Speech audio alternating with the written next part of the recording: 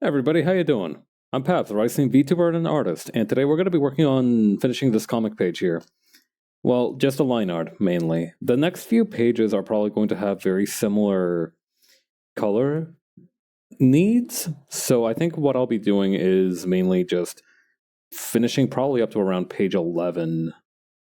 Yeah, 11 or so, I'd say, and then we'll move on to coloring for those. Similar to how we did like that action sequence not too long back. Additionally, it's good that I take occasionally like steps to a little bit of a step back, right? Because that lets me figure out maybe if I'm adding too much detail in a way that's not really benefiting the page. So, for example, in this last panel, right, Hawk. If this is like a webcomic page, Hawk is gonna be about the size of your thumb, or a similarly small appendage. That's the worst way I could have worded that. But what I'm trying to say is that she doesn't need as much detail as I'm providing here. So maybe we like remove this part here. Some of these parts here too. Or actually, okay, maybe we go low detail on a go forward basis. I don't know. Some of these feel important. Well, actually, maybe we can do without this one, and maybe this one too. Yeah, I feel like that just like helps the readability. It's so weird, right? Like sometimes you need to make it less detailed to make it more readable.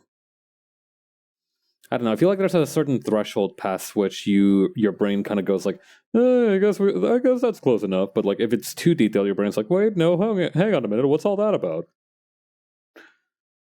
And sometimes you have to play around with that balance to make sure that it's in your favor. You know, it's kind of like a low degree of visual noise. The topic of how our brains interpret things, right? Of like symbols and semiotics, I think is the word for it, is very fascinating to me because I remember when I was young, I was reading that one comic by, I think his name is Scott McCloud, about like understanding comics. And he goes into a little bit of detail about how iconicism, semiotics. I'm going to use the word semiotics from now on because it just flows a little bit better than iconicism. The semiotics that go behind art in comics. So, for example, it's very much kind of like the Rene Magritte, this is not a pipe painting, right? I can draw these 3 lines and we can interpret that 4 lines and we can interpret that as somebody smiling. But, that's not that there, you can play around with that. That's like the most basic of basic parts of it. And every single thing that I draw or that anybody else draws is kind of like on this idea of an abstraction. Well, depending on whether you're drawing a person, right? Sometimes you just make art for the hell of it, and you create something that can be seen but not understood, so to speak. The other day, I saw somebody playing around in Blender that made like a small cityscape out of random shapes and pieces, and I was insanely jealous of them. I had like it was super interesting. The environment that they made was a kind of like jungle slash cityscape thing, and they more or less said, "Yeah, no, I made this while I was playing dicking around with the shapes. They're like toys to me. They're like Lego bricks to me."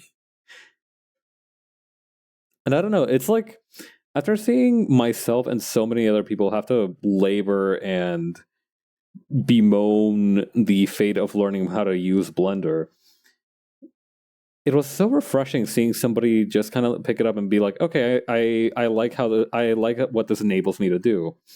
It was like a large thing, but it wasn't a grandiose project. It felt like it did literally just feel like to me somebody playing around with sand in a sand pit for the first time and being like, yo, this is dope. I should make some things with it. And it was so refreshing to see, genuinely. I hope they make more art like that. But this goes back to the thing that I was originally talking about that I lost track of, which is semiotics in art. And so what they made might not have intended to be a city, but that's how my brain interpreted it. So you have to kind of exploit that in some certain situations. It's my favorite too because I like to think of. I've mentioned this before. My favorite part of art is always going to be doing character design, and when you understand the language of different outfits, that becomes even much. You can make something even deeper than you could normally without that. Right. So, for example, if you think of a doctor, you would think of, for example, a stethoscope or a white coat. Right. But what if the so giving a character things similar to that or things kind of alluding to that makes them seem more scientific, more doctor-like, and whatnot.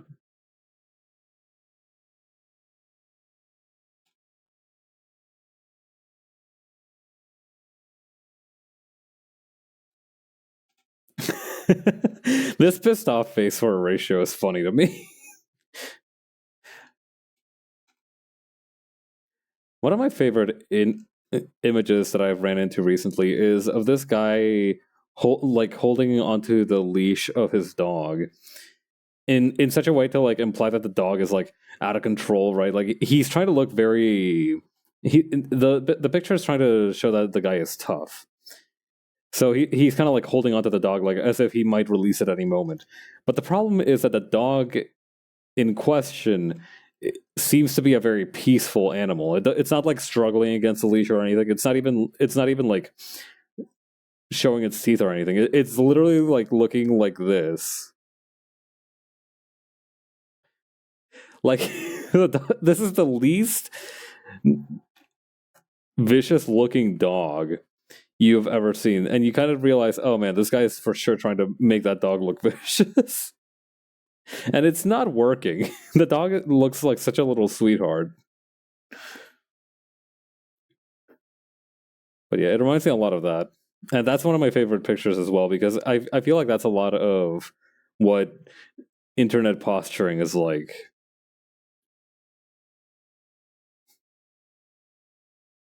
I don't know. It's to me already a classic image.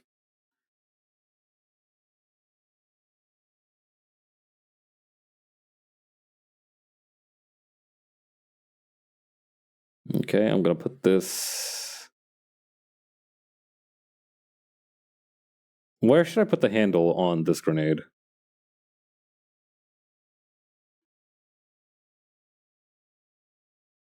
Okay, then like this.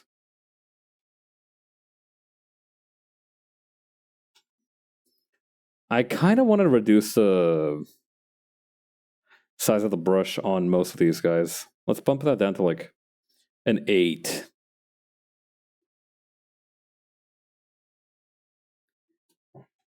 For some reason, in my mind's eye, I just remember that one Clone High bit where where one of the girls is like, we're we're playing like a themed dance night, and the theme is awareness. Like it's supposed to be like an awareness event, and the theme is just awareness. And she says it in like this way where her eyes bug out a little bit.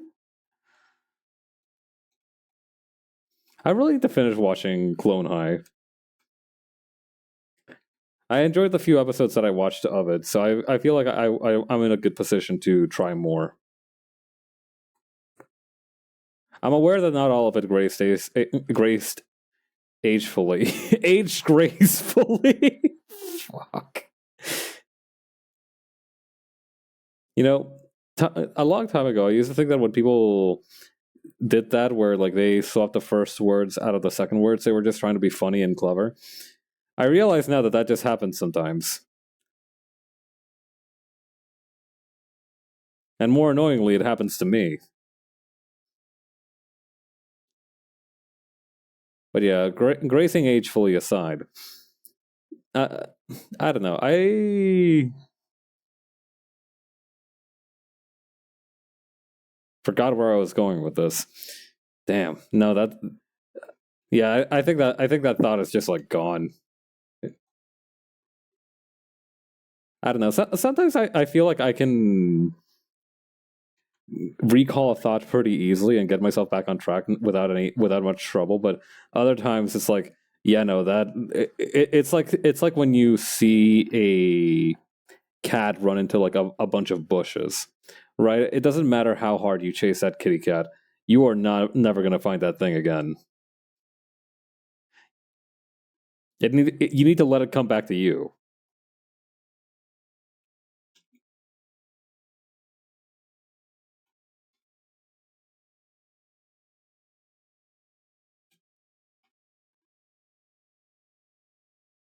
Come to think of it, I don't see many stray cats or stray animals, period, where I live nowadays. I don't know. It feels weird to see animal life in a city just be limited to like pigeons. Feels unnatural. Time was I could turn a corner and see like 5 or 6, maybe 7 stray cats in one sitting. That was the thing I used to do. I used to take selfies with whenever with stray cats that I used to run into when I was doing my daily rounds. Okay, maybe they weren't daily. In fact, they may not have even been monthly. But whenever I took a walk outside, I would like take pictures of the cats that I saw, and I would take a selfie with them.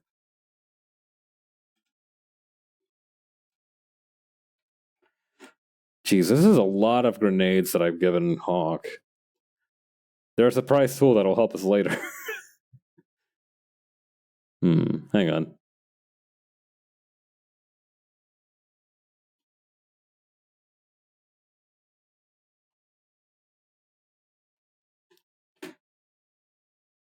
Okay, then put this one here. God, it really is kind of a ridiculous number of grenades, huh? That it's like one, two, that's like 6 grenades in all, and that's just like on her bandolier. She might have more. She might have squirreled away a few more while I wasn't looking.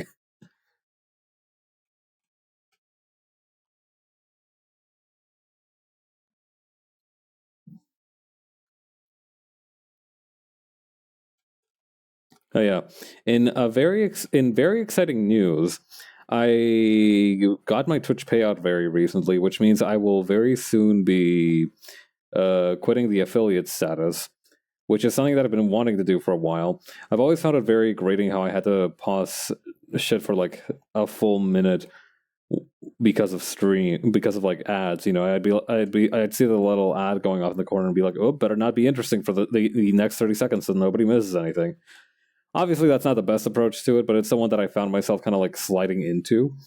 So that's why I mainly wanted out. I just wanted to stop showing ads every 30 minutes. It feels wrong. It feels perverse. And it's not like I'm making much money off of it. Lord knows I'm not in like, yeah, no, the ad stuff is so much no. And for what? 30 cents off of like 3 streams? Come on now.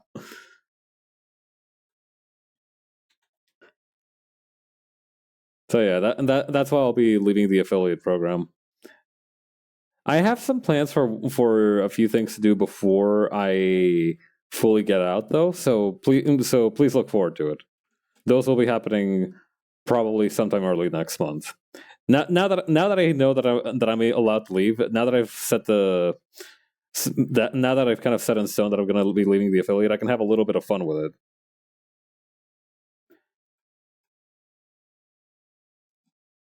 I'm looking forward to doing some silly shit right before I slam the door in their faces.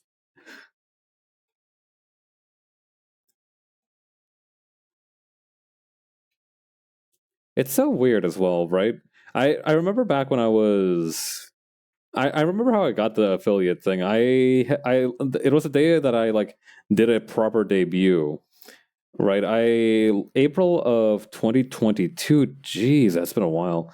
Is when I had like my proper debut. I'd been streaming for like half a year by then, but that's the day when I unveiled like a live 2D model. I revamped the channel stuff. I made the just chatting screen. I did a bunch of shit back in that day, and everybody was kind enough to attend. I'm really grateful for everybody who came back that time. And I ended up getting enough stats to make it to affiliate. It's only until very recently that I became aware of just how many ads were fucking playing throughout the stream. Like, it started with somebody suggesting, hey, you should use the ad revenue thingy, like the ad controller, the ad manager, to make the experience a little bit smoother. I'm like, wait, there's been ads playing in the background the whole time? Like, I kind of tune out the ads when I'm on somebody else's stream, but that's not true of everybody else. So I hadn't realized how bad it might have been. And after I got the ads manager, I was like, oh, every like hour and a half or so, I'm like, okay, guys, it's time to pay homage to our corporate overlords. Everybody bow your heads and close your ears. I don't know. It just felt very unnatural to me. So I'm glad I'll have an option to get out of the game now. Yeah. I don't know. I used to have a plug. Keep this out of Mr. Twitch's ears. But I up until recently, I had a Firefox plugin that did help me with that. But the problem is that for some reason it stopped working on my end. So it's been difficult. I've been experiencing ads on other people's channels now again, but it doesn't bother me that much. Okay, put this here, put this here.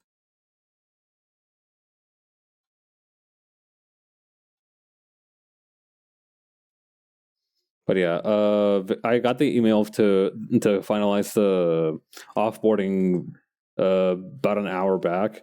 Now I literally have my finger on the on the exit sign. Mute the ad, then stream itself, then pop out the mini regular stream with Firefox's picture-in-picture. Oh, clever.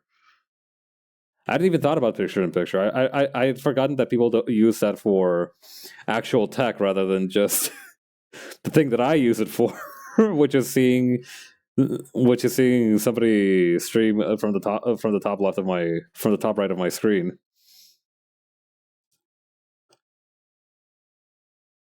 I know I've heard some people like do other stuff, like they watch other videos while they stream, and for me that's terrifying because I feel like if I tried to do that, I'm generally pretty good at like holding my attention with multiple things, but I cannot be talking when I'm hearing somebody else talk. It's just so distracting to me.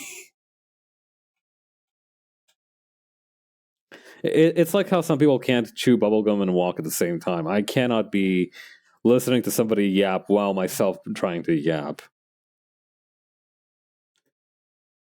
I mean, like once I start yapping, it's fine. It's fine to get the ball rolling, but like it's very difficult to like focus on that if I have somebody else in my ear talking. That's why I also took out the majority of songs with words in them from my background music. Unlike before, where I subjected everybody to the same loop of music for 3 hours in a row, this time I can listen to everything that's playing in the background. And so I try to make the experience enjoyable for myself as well. I don't know. Is the volume on my background music too low? I'm never able to tell if it's like even audible. That's something that I haven't been able that I haven't thought to ask in a little while.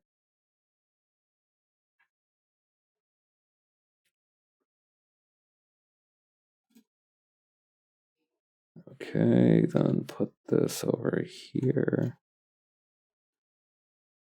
Oh, geez. Is that so? Let me bump that up then.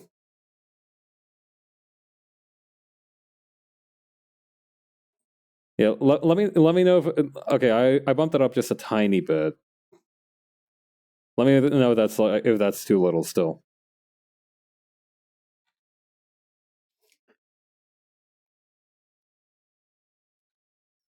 I don't know. If that's the case, though, then that almost makes me a little bit happy because that means that all you've been able to hear is just me talking, and that does make me a bit happy.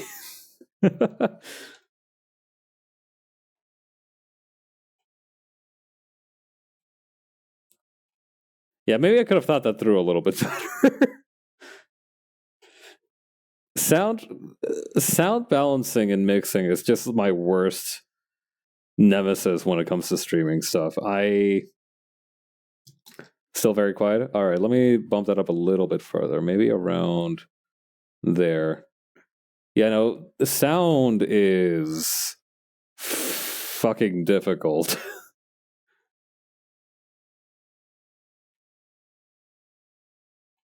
That's not to say that any part of technical stuff is easy, but I don't know. It's I think in particular with sound, it's very much the same issue that I have like I said with like listening to other things while I'm trying to listen to myself.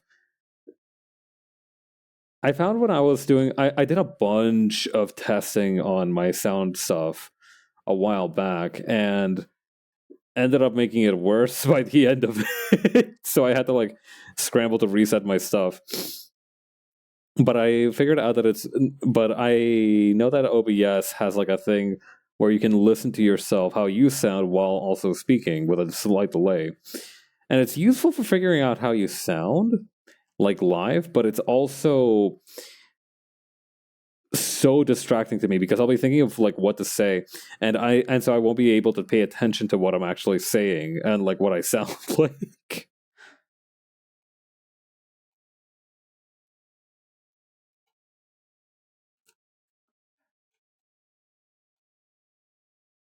Yeah. And that's why I mostly just recorded videos and just in the video said what settings I changed and how what might have been different in that version of the video. That's also why I'm a little hesitant to get myself a proper microphone is because I know that I'll have another day just like that and that's going to take like forever.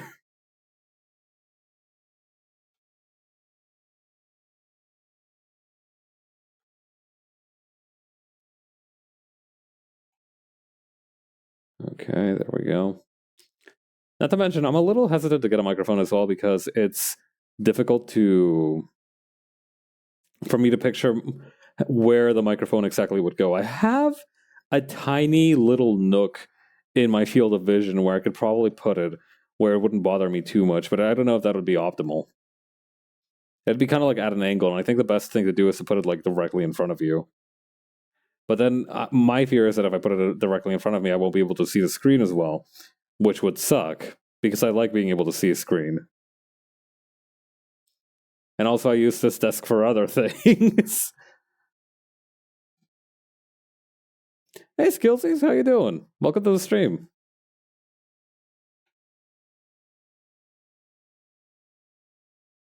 Pabzaroni. I've never heard that one before. That's cute.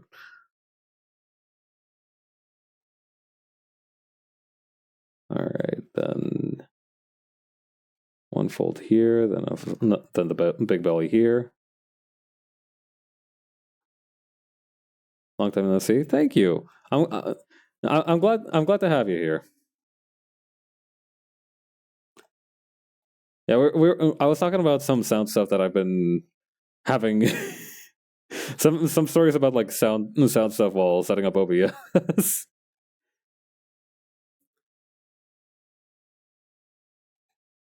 I remember there was this one dude I saw who had like a very, very strong opinion that OBS audio stuff should be vertical, right? Because there's two ways you can, you know how like in some music videos they'll have like a visualizer that has like these sound bars bopping up and down like this, right? Half the time I forget to turn my sound on. That also happens. It happens to some of the greatest people I've known. At this point, like scuff and technical issues is not so much an embarrassment as it is a kind of rite of passage.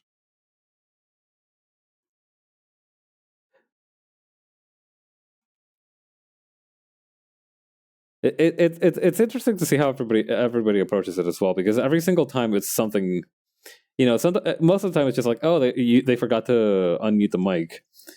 I did see very recently somebody who took a very creative approach to it. They have a Live 2D model that they set up a special toggle for. So if they're muted, the chat can like activate the toggle and it'll show that they have like a no sound on symbol above their head. God, that was really funny.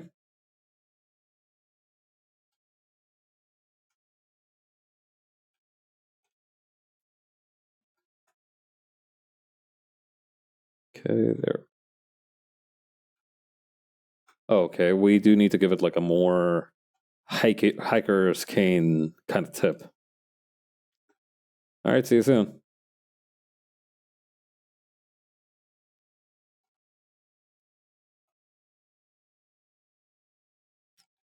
Yeah, quick check on the background music. Is it coming through a little bit better now, or is it still way too low?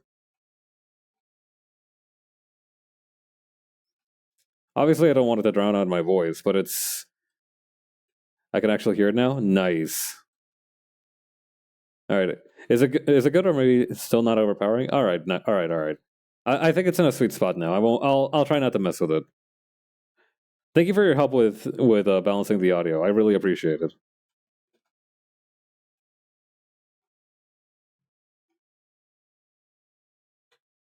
Okay, we're gonna need to. Something about these shorts are bothering me.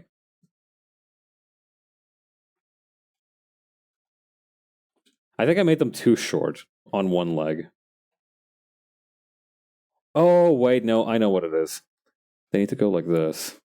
Funny to me that there was background music the whole time and I had absolutely no idea. To be fair, I do have it muted for the VODs. And I am trying to have it like be unobtrusive. So I guess mission accomplished?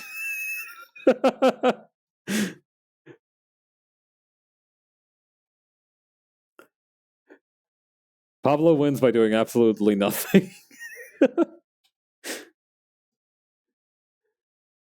That'd be a funny idea. If you want background music, just like imagine it.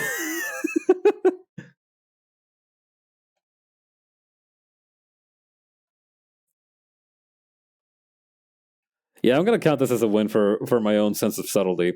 Ordinarily, I'm not one for subtlety, but I think this time I really hit the nail on the head.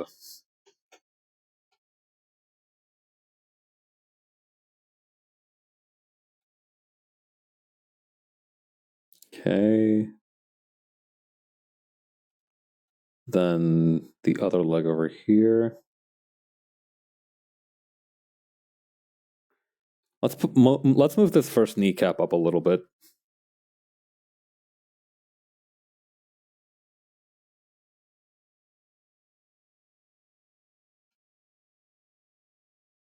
And then we can move the boot over here to be a little bit downward leaning to show that this is where the calf is.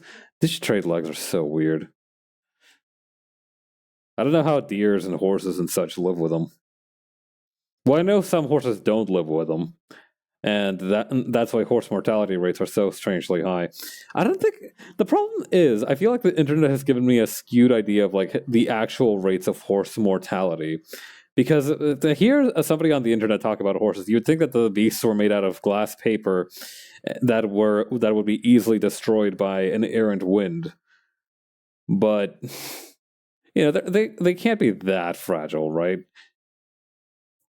Like perhaps they have like more mortality than most other beasts of their ilk, but they have to be tougher than that, right? Like there's no way they're actually like that fragile.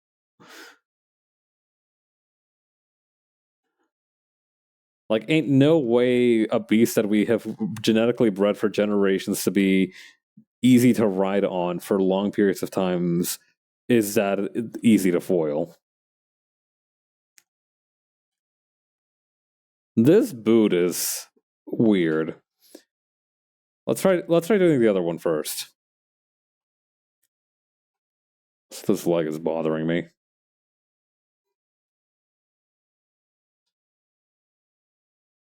Maybe it's too high up. I think that might be the problem.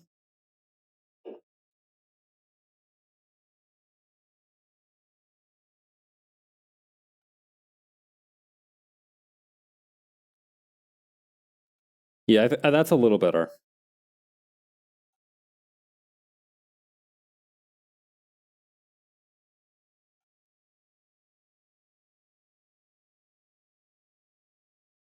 Uh-oh, hang on. There we go. The frame rate hiccuped for a second there, and I got real worried. I don't know. You only need to have your art program of choice crash once and make you lose a ton of progress for you to never trust it ever again.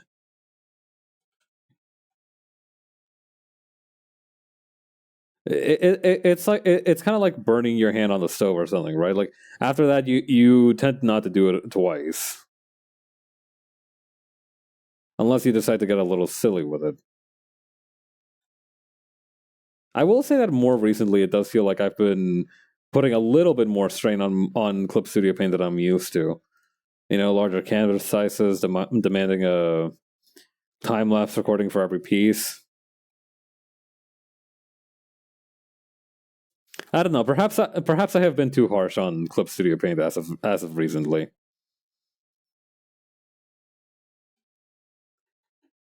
Although to be honest, the alternative to having to manually save every 5 seconds is to auto save the drawings, and I feel like that's an even worse idea.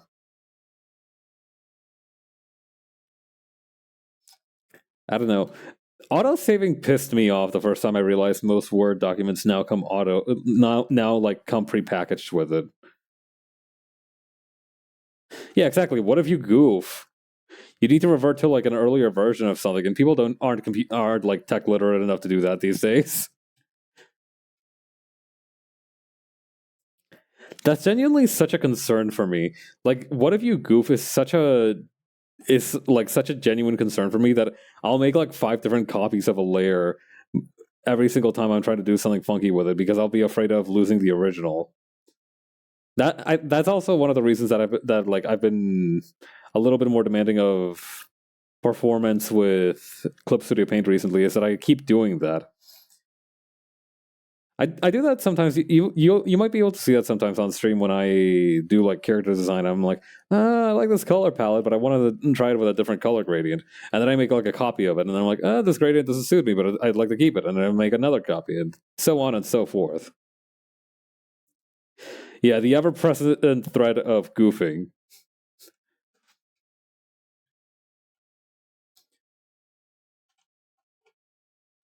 God. Sometimes I think about the phrase like idiot proof and or like foolproof. I think idiot proof is like supposed to be a funny take on foolproof, but I don't know. Sometimes it really resonates with me, that phrase. Like, yeah, I am the fool in this situation. I'd really appreciate it if you could like proof the product in question against me. Genuinely, whenever I hear the phrase foolproofing, I think of like like one of those scenes in like a movie where a couple is like having a baby or something and they have to baby proof the house, so they put like locks and shit on everything. That's what it feels like to me when people used to say the word foolproof or like foolproofing. I just pictured like a giant dumb baby person trying to open every lock in the house to drink bleach or something.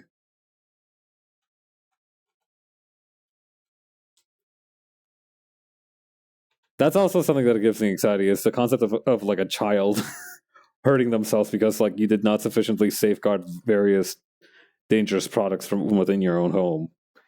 That's why I think I'm like very anxious about like the concept of like pet ownership as well, right? Like I'll be like, oh dear God, what if like the rare scarab beetle that I keep in a well lit, highly ventilated environment with adequate moisture content decides to escape and knock over a lamp and accidentally crushes itself under it. I would never be able to live with the guilt.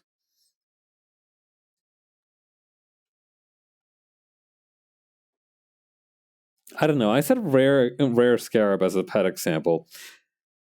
I feel like that's not what comes to most people's minds first, but I feel like I absolutely don't have the the kind of like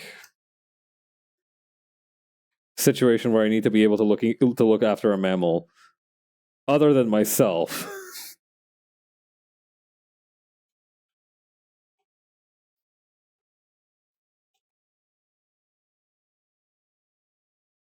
A rice and their scarab. If we were still in ancient times, this could have been some kind of omen.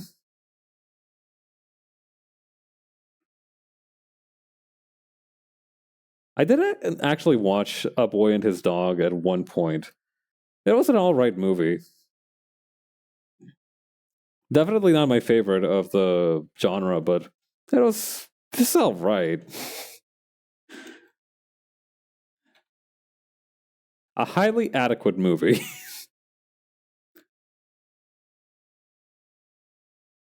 Besides, technically, I already have a Rice Beast, but I feel like Rice Beast hardly counts because I feel like Rice Beast is less so a pet and more so like a roommate or some kind of entity.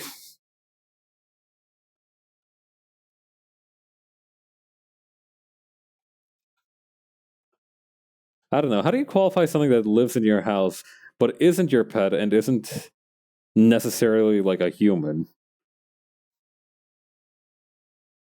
Is that what a pest is? I don't think that could be. I don't think that's right.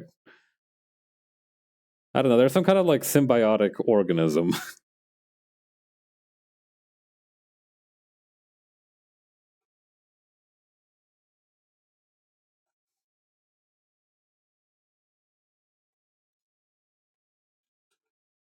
Yeah. Come to think, I think symbiosis is definitely the right way to describe my relationship with Rice Beast.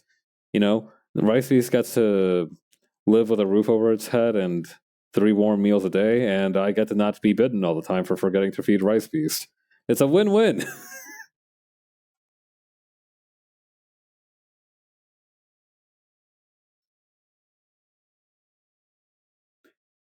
God. Sometimes I think about that one Gorillas article. I think this is back when they tried to like get Murdoch out of there.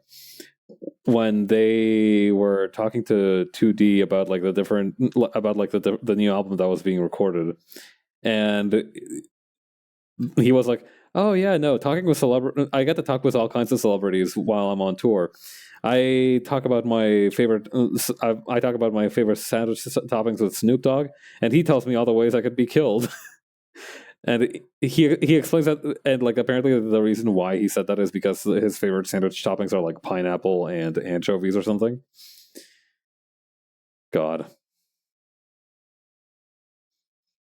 I don't know what kind of taste do I like that it would be bad enough to warrant somebody plotting my death. I don't know. It's more about the things I make than my actual taste. Like the thing is, I will make some very cursed meals, but they will taste all right. I don't go seeking out those flavors. I just happen to be able to live with eating them,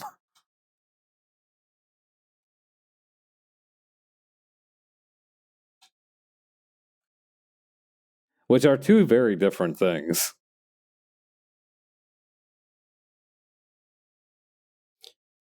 Like making something and deciding, yeah, this is edible to me, is much different from saying, oh man, I cooked with this one. Right? Like that time I ended up stir frying a bunch of bologna in fried rice. That's not an experience I want to recreate anytime soon. That was a one time thing.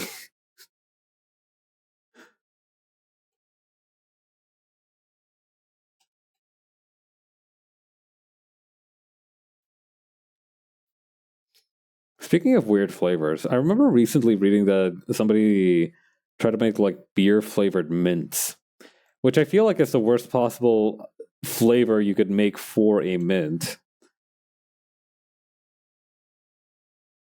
Which company was it? Hang on. Beer flavored mint.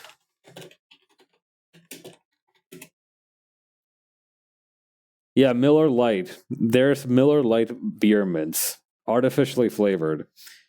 Like I said, I feel like this is just a really, really awful idea because on the one, because like first your breath is gonna smell like beer, which is never a good thing. And second, it'll smell like beer even though you're stone cold sober, which I feel like will confuse a lot of people. No, officer, I swear to God, it's just a mince in my pocket. I don't think the conversation would go particularly well. I remember I remember reading this one fucking Rage comic like years and years and years ago, where a guy apparently tried to like bypass breathalyzer stuff by washing his mouth before using the breathalyzer. But unfortunately, the thing that he decided to use for this purpose was Listerine, the non-alcoholic Listerine. Normally, mouthwash is like mostly alcohol, right? So this dope ended up washing his mouth with Listerine before trying the breathalyzer, and of course, it said like 99% alcohol. So it didn't end particularly well for that guy. Drive safely, everyone. Or don't drive at all if you can help it.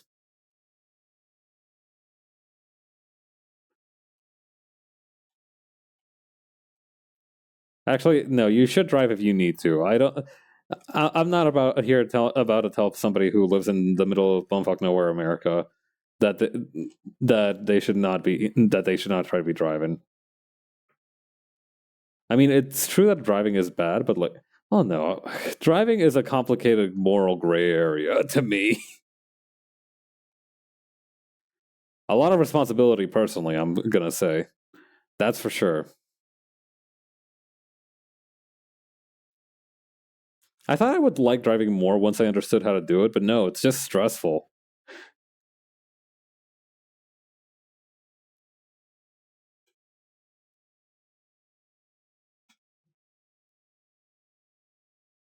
I don't know. Maybe I'd like driving more if I wasn't driving like a car. But I don't know. I don't think I have the qualifications to buy a motorcycle. Yeah, no, so much to worry about. I feel like if I'm like, oh, I'll just get a motorcycle instead of getting a car. I feel like I'll just have every single debuff from having a car stacked on top of the normal debuffs for having only a motorcycle. Ideally, what I would have is a well-funded public transit system, but unfortunately, I would have a better time finding a unicorn.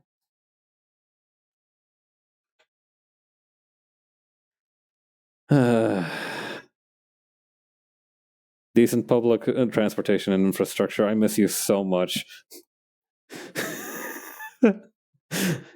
It was Valentine's Day yesterday, so now I'm just imagining myself writing like one of those like breakup makeup texts to public transportation. Public transformation is a completely different thing. I think that's what common writers do.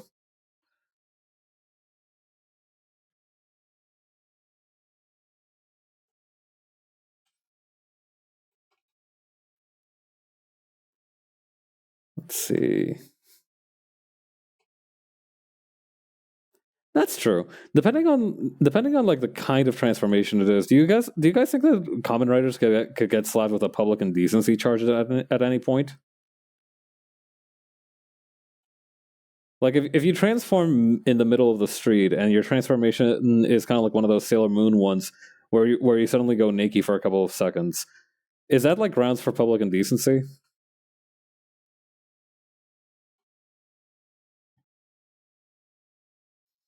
Hmm.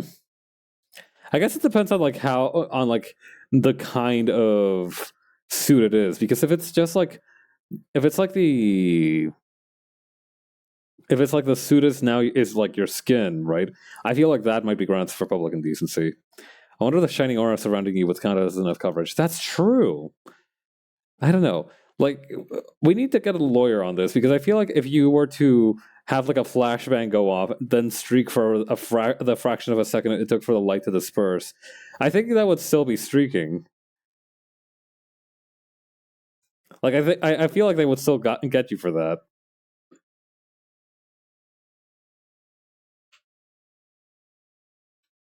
I guess being a hero comes with its own difficulties, huh?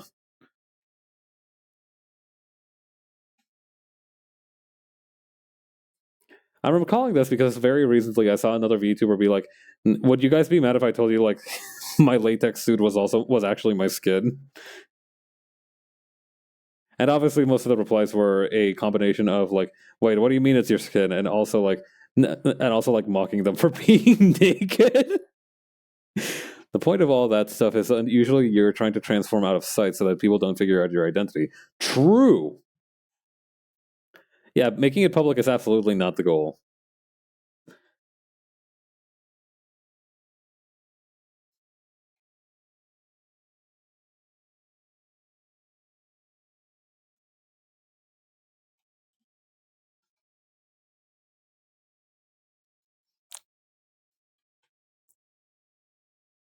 Let's see. Yeah, I'm guessing it's one of those situations where like it's only a problem if you get caught.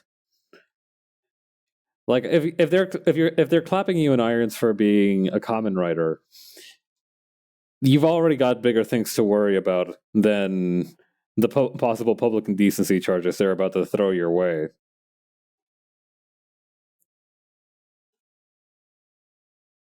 Much to think about.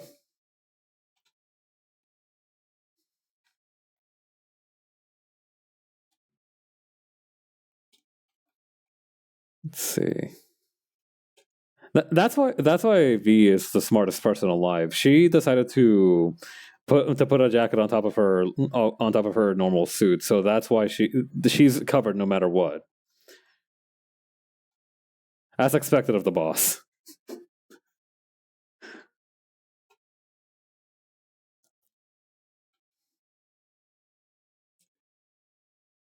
I kind of want to keep those spikes, but I don't think I should. I think I should just like add additional like clouds of dust because I feel like if I add spikes there, it's gonna look like she's taking off, which is not what I want.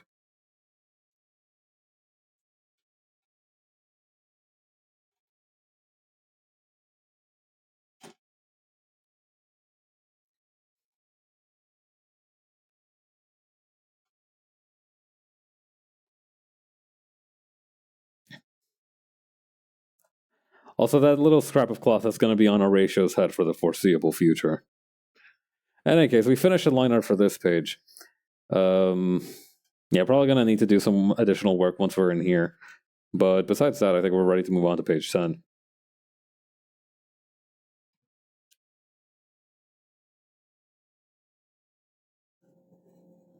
All right, where's page 10? It's over here. Hang on, that's a work in progress picture. That's not what I want. There we go. Okay. Layer. New layer. Border folder. Here we go. A whole new page. I really badly wanted to sing the Aladdin song as a parody for this right now, but I realize right now that I've utterly forgotten the words to A Whole New World.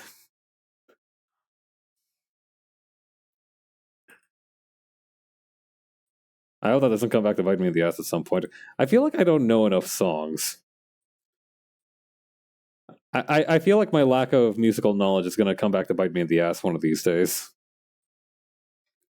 I feel like everybody should know at least like a couple of songs from start to finish. It just feels right to be able to do that culturally. I had to memorize "We Will Rock You" at one point for a thing I did for school, but that's like long gone. Yeah, I don't even remember the part that comes after A Whole New World. It's like a whole new place to be or some shit like that. I don't remember how that goes. I remember that it was beautifully animated, but that's about it.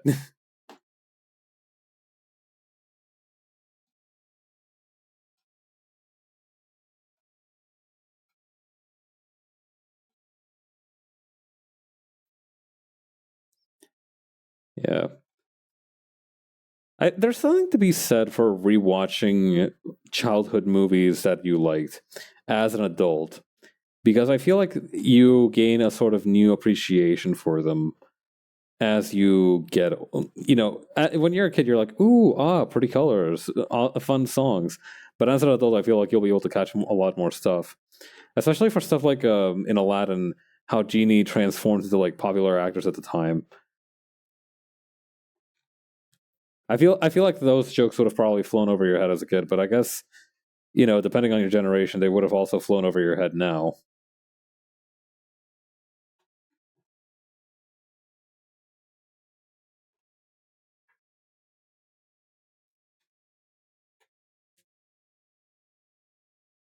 Let's see, put this guy over here.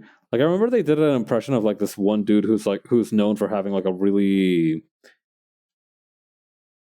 how do I put this? Like a very like melty looking face.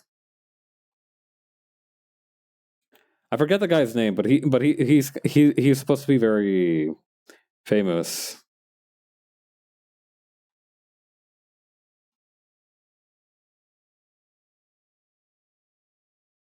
Let's see. The issue with references to old actors is that it's not like you can it's not like references to old media where eventually you can kind of reboot that and make it more modern so that the references are still valid. You can't reboot fucking some random guy that was like a genetic miracle that spawned in the middle of Hollywood sometime in the mid 50s. Right? Like that's very difficult. They try to do that shit with AI, but that doesn't fly with me.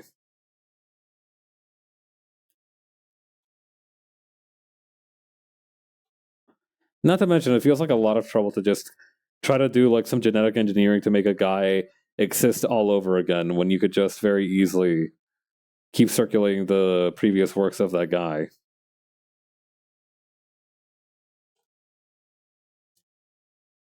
I don't know. This just seems like a whole lot of trouble to go through for maintaining the relevancy of an outdated reference for a children's movie.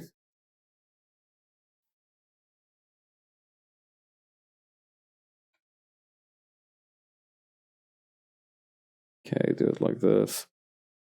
That reminds me. I remember recently seeing a tweet of another VTuber who like did like some Mystery Science 3000 type shit with a watch through of Aladdin, and they were getting real salty about the fact that the genie said like at one point you can go back to being a prince, but that they argued that like saying that meant that the wish to be a prince was invalidated at some point for some reason,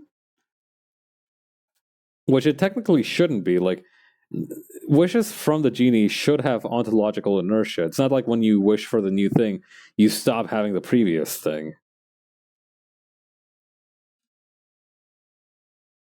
There was this comic series I read upon recommendation from a comic book store owner, 8 Billion Genies, which is a story about everybody on Earth getting a genie with without any strings attached. It wasn't like one of those, ooh, you wish to jump higher, so they turn you into a frog kind of dealies. No, the genie like interprets your wish in kind of to the spirit of it rather than to the like the word of it. Like it takes your intent into account basically, and it tells the story of what happens if everybody on Earth got one of those genies at some point.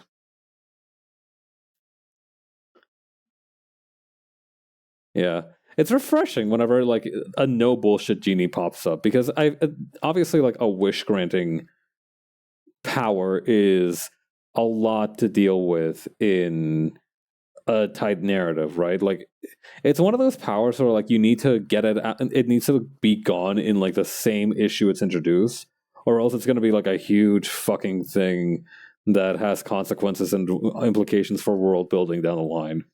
And that's never fun for anyone, writers, audiences. Like after that, you're like, well, why couldn't they just get the Wachii to get them out of that situation? And nobody wants to have that conversation. Nobody. Okay, this is not the right page. Is this the page? But yeah, 8 Billion Genies. The couple of issues of it that I read were decent. I like the story enough.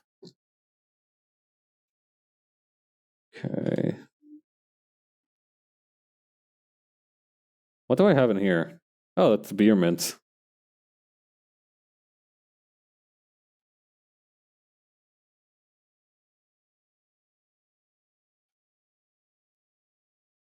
Okay, then over here.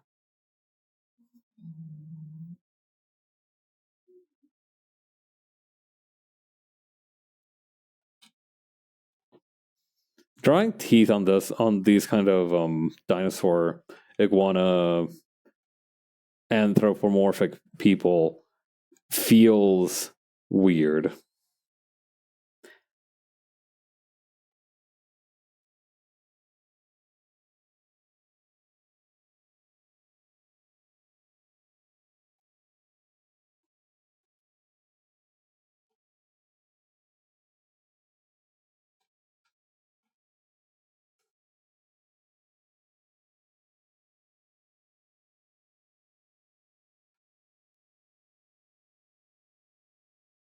Okay, then put this over here.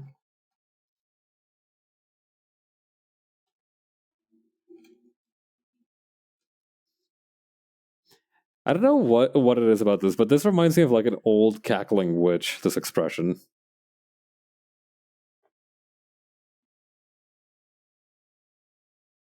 Let me take another look at the sign here. Okay.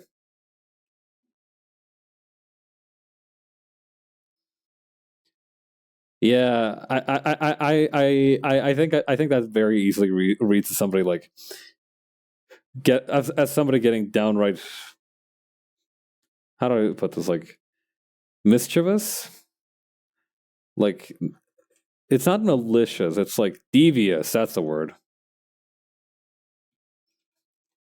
The nefarious anglerfish. It's so crazy to me that we've seen that most of us have seen the nefarious anglerfish at some point. But like I saw a video of it like just being a normal cat the other day, and it fucked me up so bad. Like that's not where it's supposed to be. It's supposed to be like some kind of deep sea predator. That thing should be on the set of Finding Nemo as a stunt double.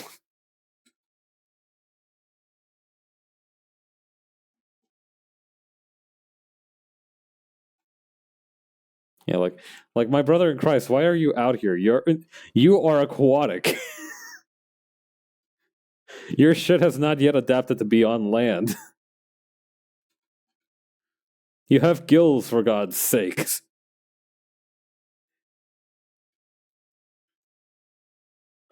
Go hang out near a salinity pool and eat some deep water shrimp, and then we'll talk.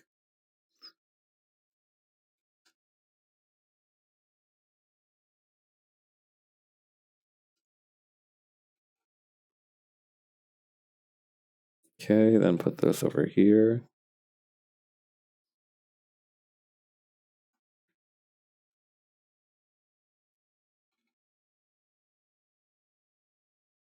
Perfect.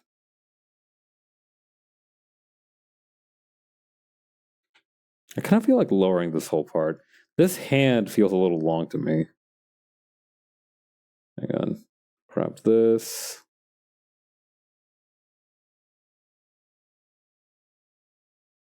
Actually, no, the thumb can go.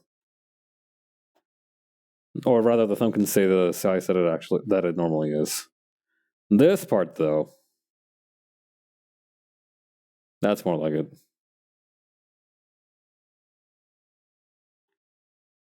I'm willing to negotiate a little bit because I do feel like Emilian has fairly long hands. But for the rest of this, we can kind of wing it a little bit more.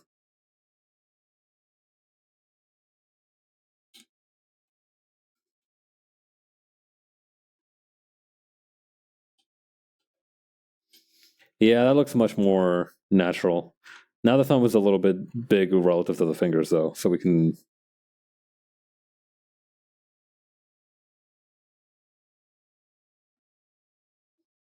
There we go.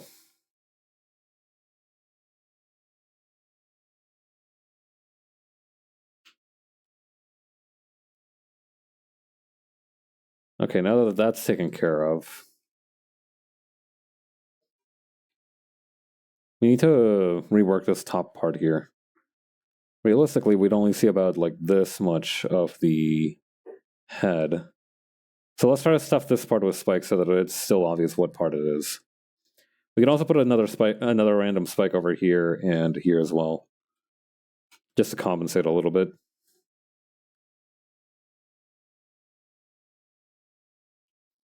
Hold on, it's not supposed to be this arm, it's supposed to be this one here.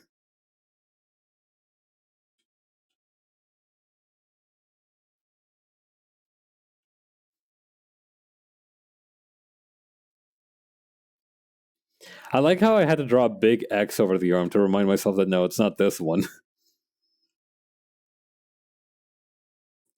Like, yeah, I did actually need that. Thank you, past me.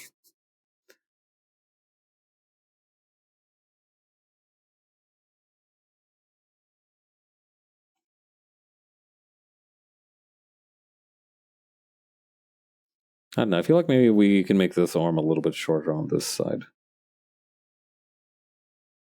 Actually, we need to raise it a little bit for the shoulder. There we go.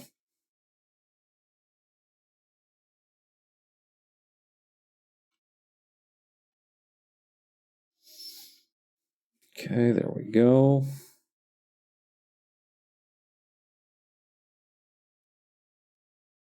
Then over here. Where is the third finger that's supposed to be here? On the sketch. Man, it's so messed up that cartoon characters who only have like 4 fingers will never be able to flip anyone off.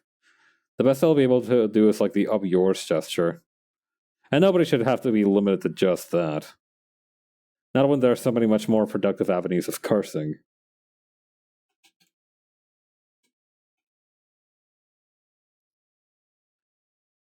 I don't know. I feel like the middle finger has like sufficient bite that it's unpleasant to receive, but not enough that it's like an instant kind of fighting word situation.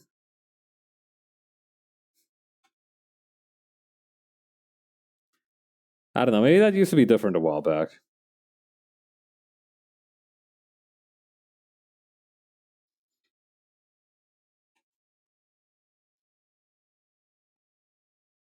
Man, I'm sad that I missed out on watching the what do you call the anime for Stone Ocean as it was airing, because I missed the part where Jolene flipped someone off in like 5 different languages. Yeah, it doesn't feel that extreme.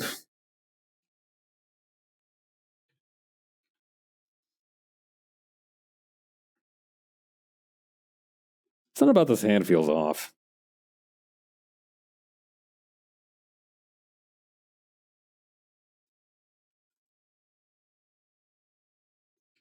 Hang on, let me retry this hand. First, let's hang on. What's the data chip supposed to look like? Actually, I think I have that on page 11.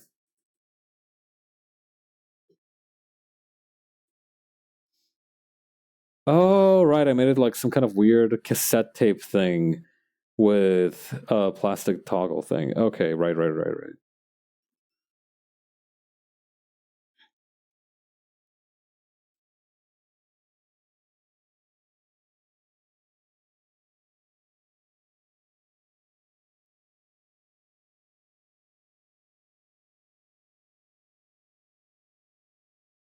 Okay, there we go.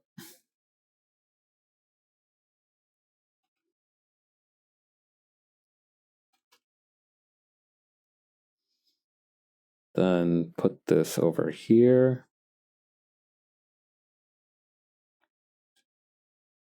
Did I have any other details on here that'll make this stand out? No?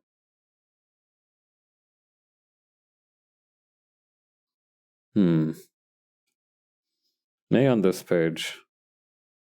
No. Okay, we'll need to workshop that a little bit.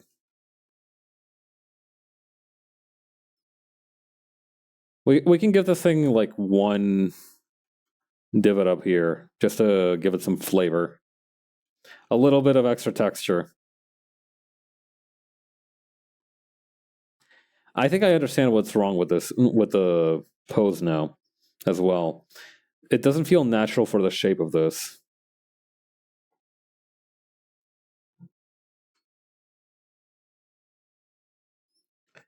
This for something like with this kind of thickness, it'd be more natural to have the index finger pointing outward like this, the thumb resting on one side,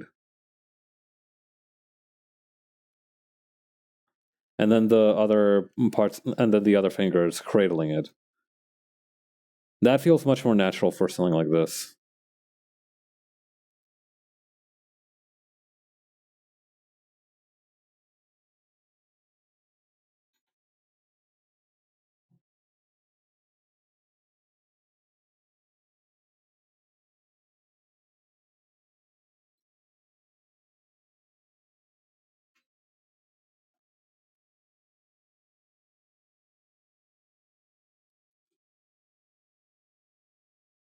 And then maybe just...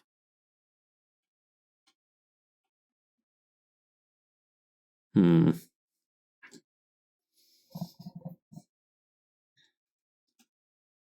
that's not the right answer.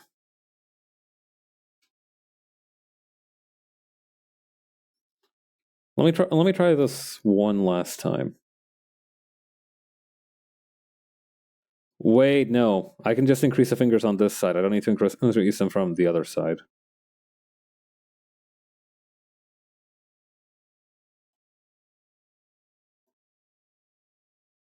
Or...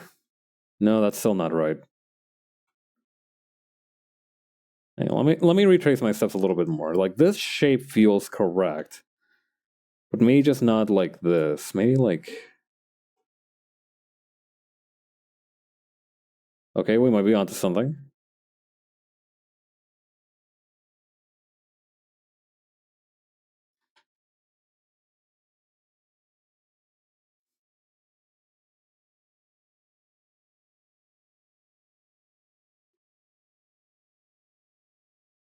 Okay, there we go.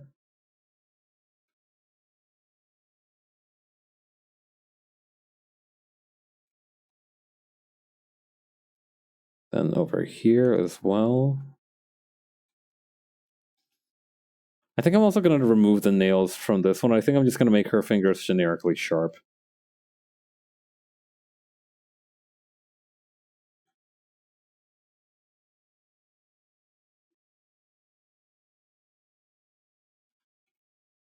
In the meantime, let's finish up fixing these parts.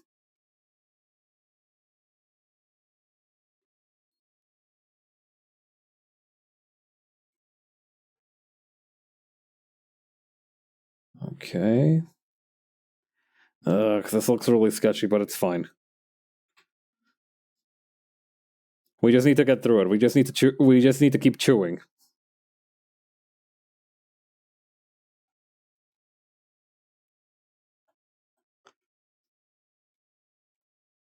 Let's see.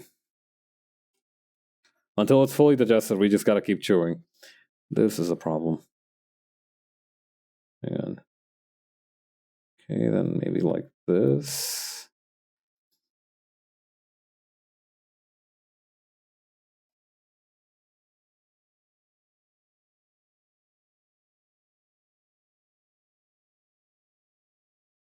Then over here.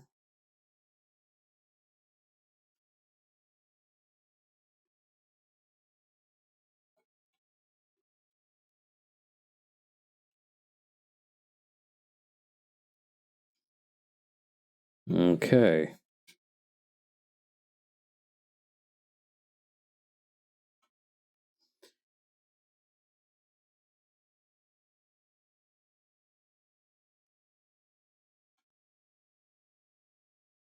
Then like this, just to outline the rest of the digits here.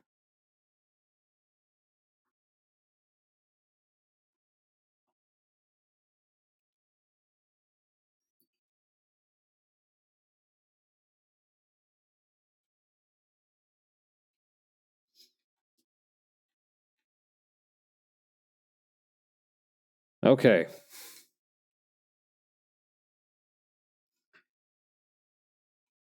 Now that that's been figured out.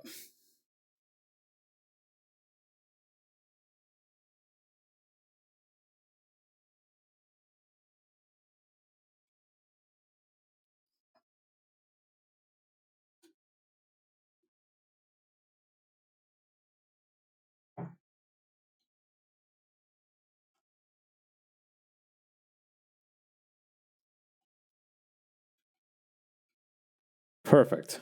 All right. We have our hand.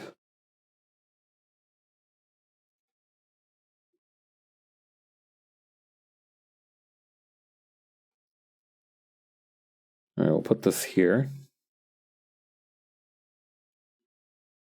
And take this out. Let me stretch my wrist. That was some decent work out there. All right, moving on. We have the rest of this page to go through. The gun over here will be a problematic element. I'll need to add a model for that.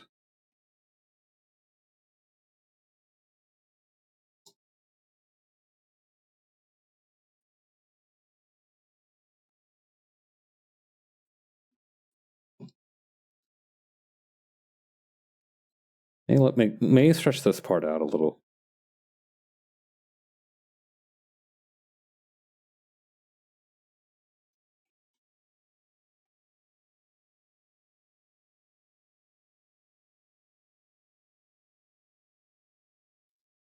Okay.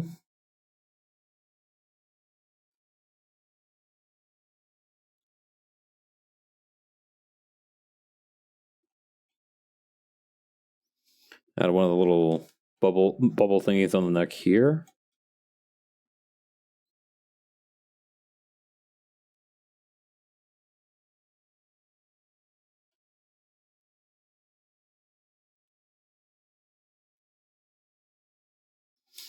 Would a lizard have body hair? I gave her some spikes up here to kind of like make up for that, but wait, we've had this conversation before. I feel. I think like we were talking about like would lizards have like feathers for eyelashes? I don't know. Would armpit feathers be useful for anything? I guess it'd be good for keeping you warm.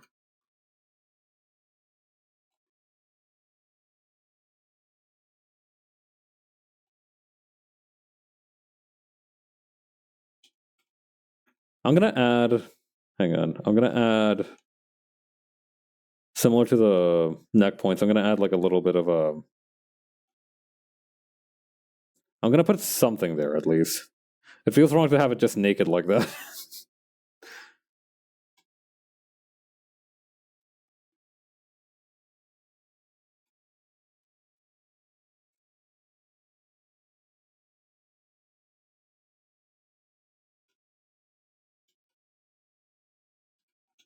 Okay, then the computer terminal over here.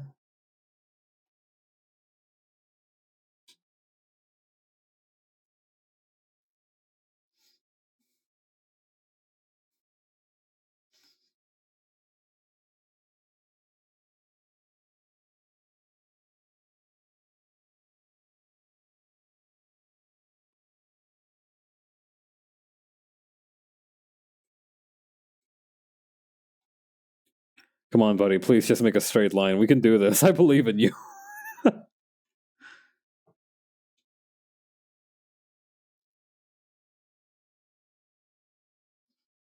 We can work smarter as well. Hang on. I've got an idea.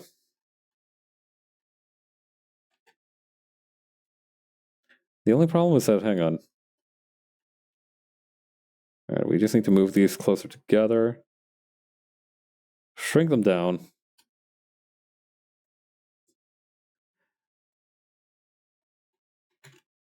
Making two individual squares and then just dealing with the consequences of that would be so much easier than this, but now I'm kind of committed to this idea.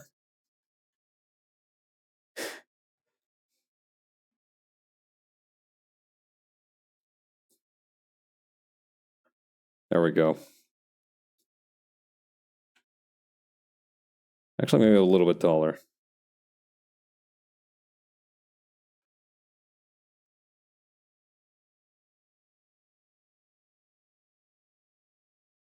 I want to give the thing like an interesting logo.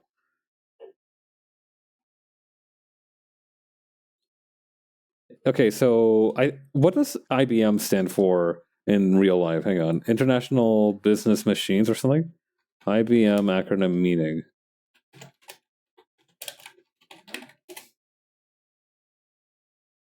International Business Machines. Okay, so maybe Galactic Thinking Machines. So GTM. Does GTM stand for anything in real life? GTM acronym. The ISO 316613 three-letter Alpha 3 code for Guatemala. Huh.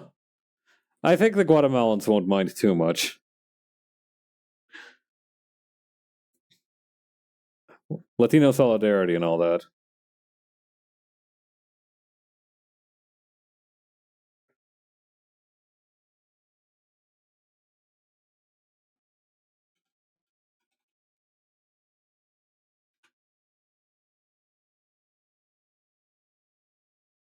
ISO 900. That's like a safety thing, right?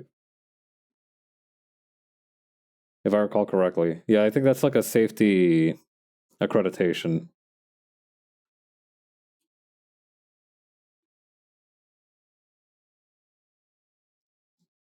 Hang on, ISO standard.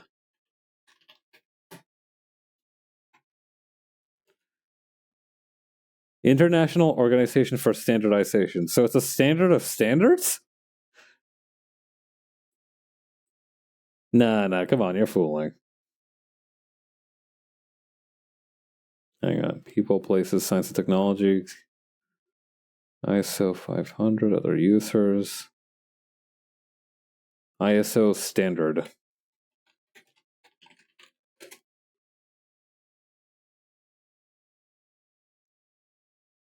An independent, non-governmental international standard development organization. Okay, blah, blah, blah. Develops and publishes international standards in technical and non-technical fields, including everything from manufactured products and technology to food safety, transport, IT, agriculture, and healthcare.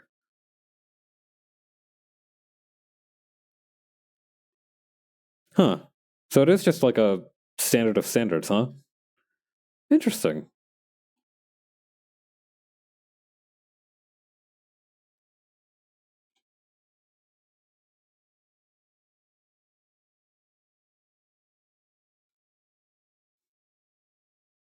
Whoops. Let me close out this page.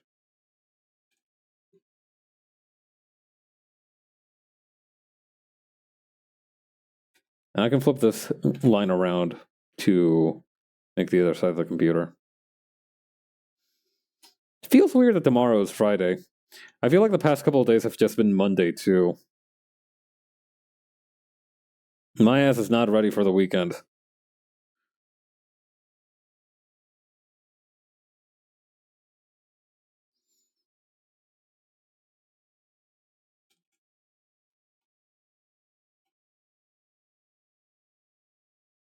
Let's see. Let's make the lines a little smaller so we can make the inside of the screen. Let me try that again before I cut them apart.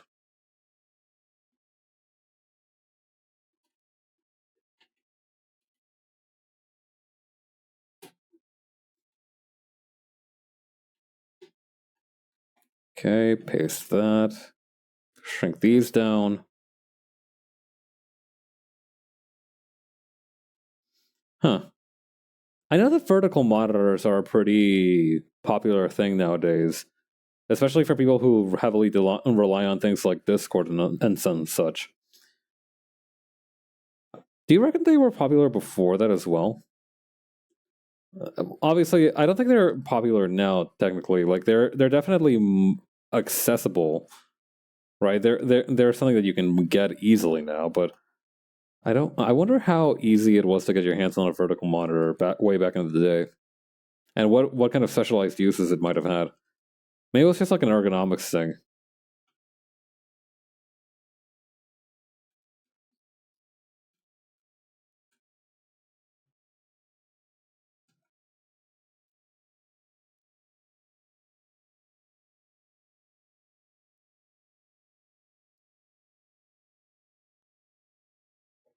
Huh.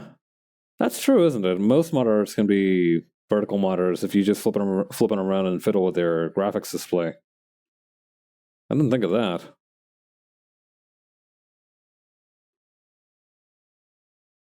That's true, actually. Yeah. You just turn it around, isn't it?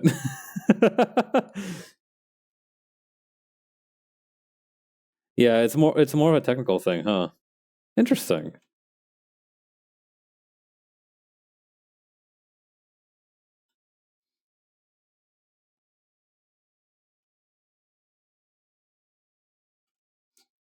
God, now I'm just imagining like, have you ever heard of like an RPG Maker game called like The Crooked Man or something like that?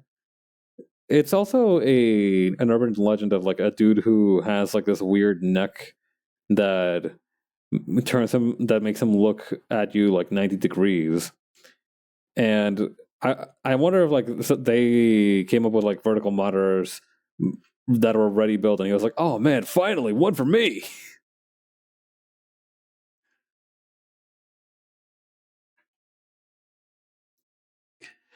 Now I'm imagining some kind of like dog person just like trying to figure out a problem on their computer, and so they do that thing where like they tilt their heads and they suddenly turn to look at their other monitor and like, oh, now it makes sense.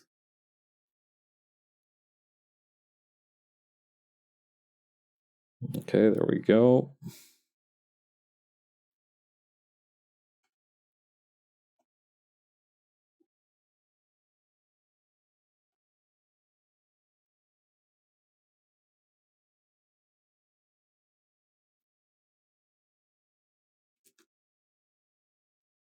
I wonder what the most inconvenient screen that's ever been made is. I don't mean like low resolution. I don't mean like in an unusual sizing format. I mean like it's just genuinely a bad screen. Like it's just uncomfortable to work with. There has to be somebody out there who's made the worst screen ever.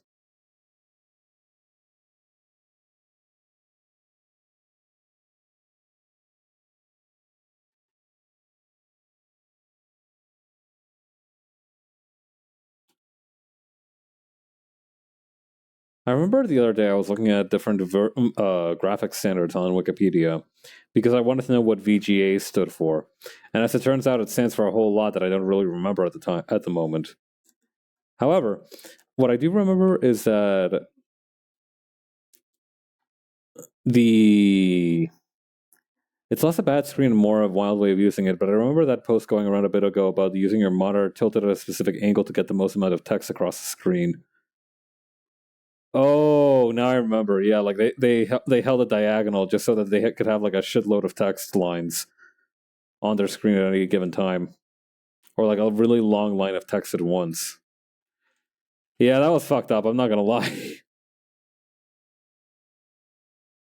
I respect it though. I respect anything that makes other people go like, "Why would you do that?" I respect the perplexing lifestyle.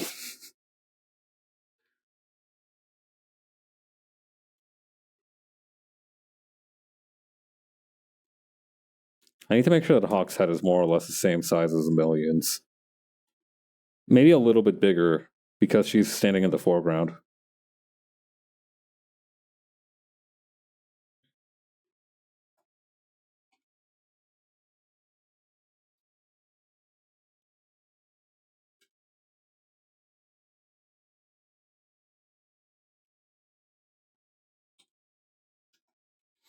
I remember there was also like some other dude who started using Linux because they wanted to have like the worst UI possible. And Linux gave them that power. And God, did they fulfill their mission? That UI was just truly god awful. Like I remember it was like rotating in 4 dimensions or something. Every single time somebody is like, "I set out to do the most broken thing possible," I feel like it's like that one clip of like that guy from Pokemon being like, "We set out to create the world's most powerful Pokemon, and we succeeded."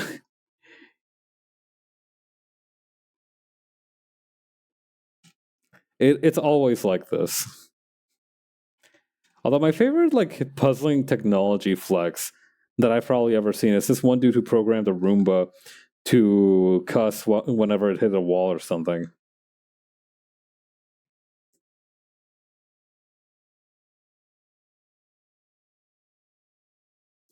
That was a messed up thing for them to teach a Roomba to do, but I respect it.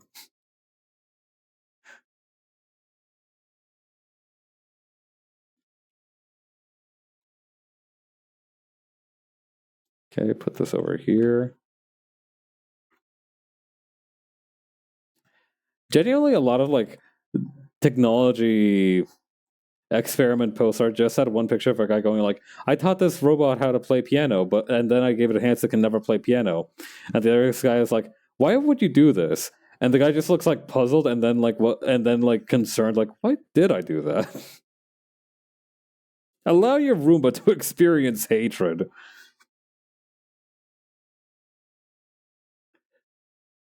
God, I remember this one joke that was like, "I love them when the washing machine gets to the angry part of the cycle. Like, let it out, girl." That one only always cracks me up. I don't appreciate it enough now that I don't have a washing machine in my house, but those things can get like mega loud.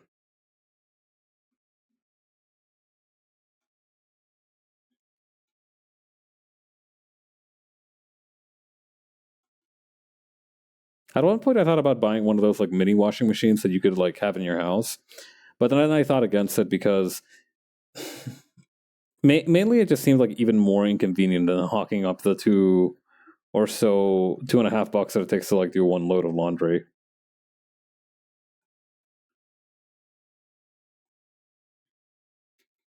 Like if I had to go outside to do laundry, like if I had to visit like an actual laundromat, I feel like that would be worth the money. But it's just like down the hallway. I can do that much.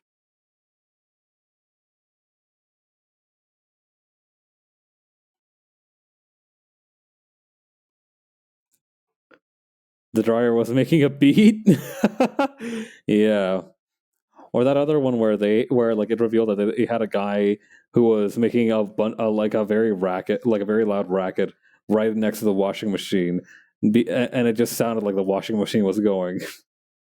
He was actually making a song too, like that. He was like actually like yelling along to it.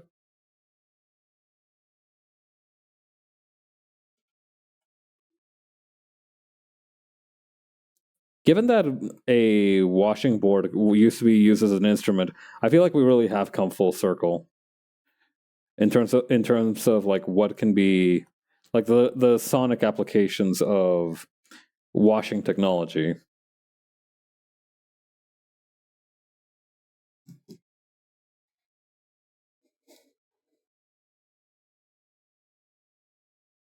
Okay, then erase this part, then erase this part.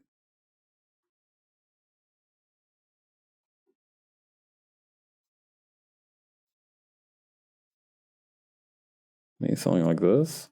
Yeah, okay. Yeah, the percussive power of washing.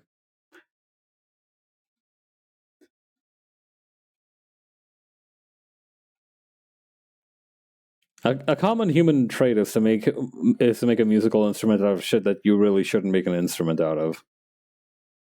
If it can make a beat, it can stay. I wonder if there's anybody who's just like made their home decor based off that entire concept. Like, do they not get it? Like, if there's somebody out there who just makes a musical instrument out of all their furniture and doesn't buy any furniture that doesn't let itself be used as a musical instrument, God, I hope so. That would be such an interesting house to visit. Like, you try to adjust your chair a little bit, and it makes like a xylophone sound.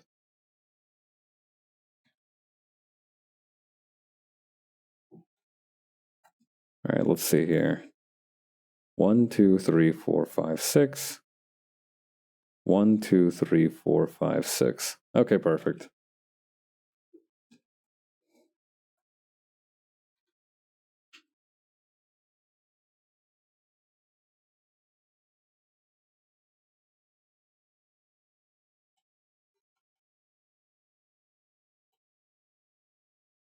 The washing machine doesn't amen break, probably.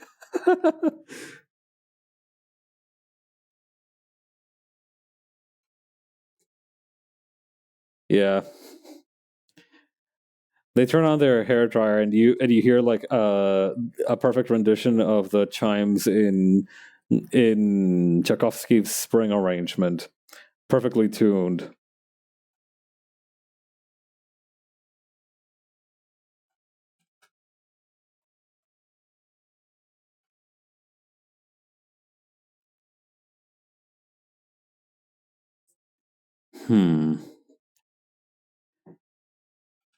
I think we'll need to make Amelia slightly smaller, just so Hawk can have a little bit more room in this panel.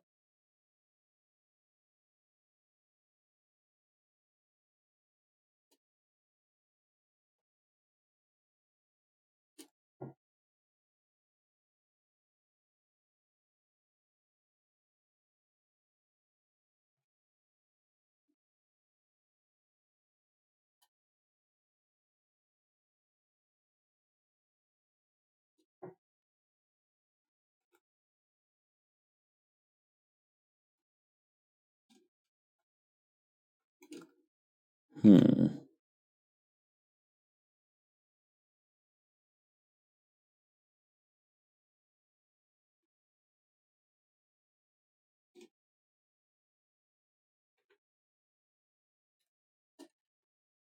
This is a little bit too angled. We need to make it both wider and...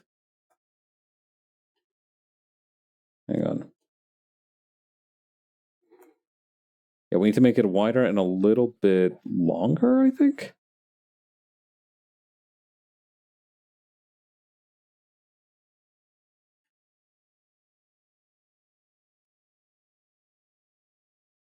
Let me give that a shot.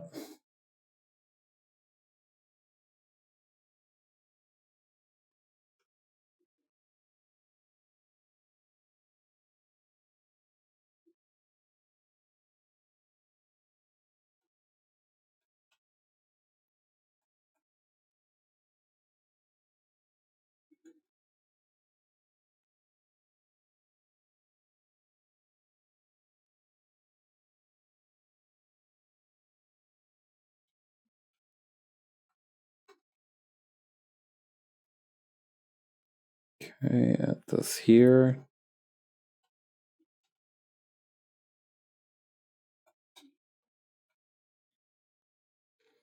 Make Hawk a little bit smaller again.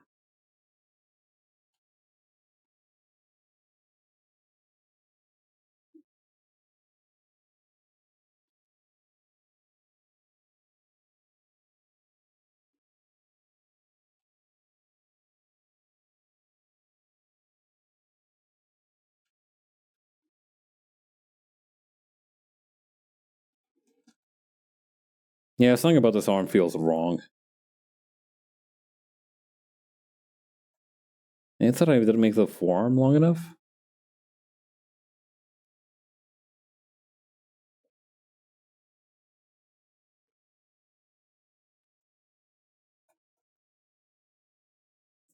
Maybe if I... No, that's not it.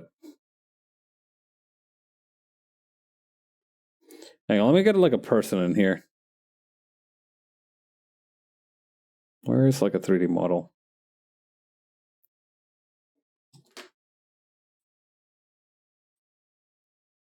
There's someone that's like aiming.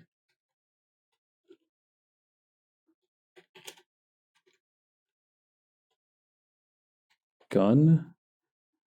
Close enough. I just need the top half of the body anyway.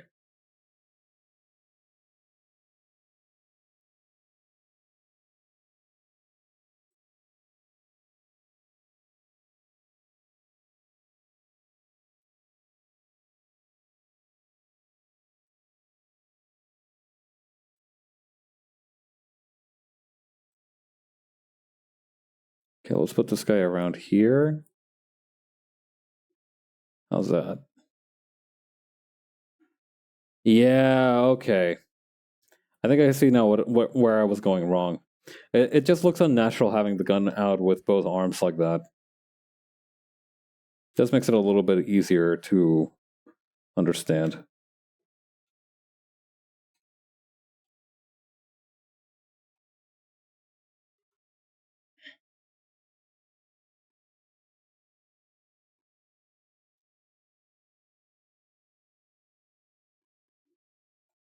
We can have the bomb handles, the grenade handles over here.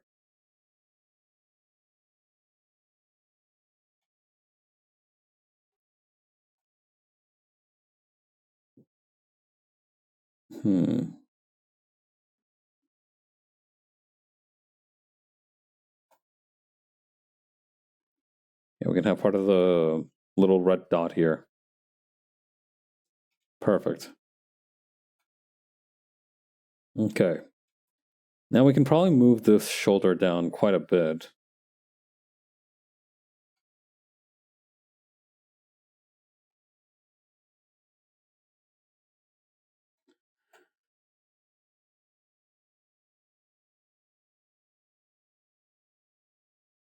Okay, put this here.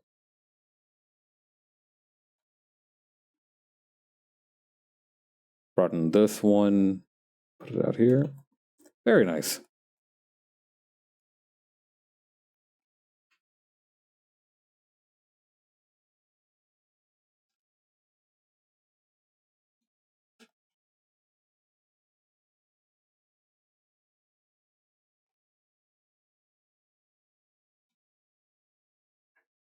Okay, and then we can just add the rest of the handle over here. No biggie.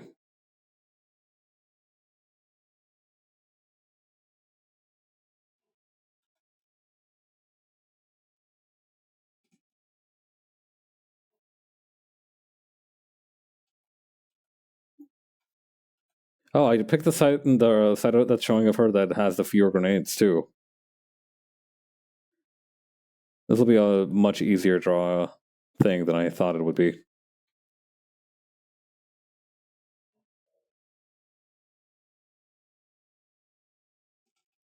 Draw thing?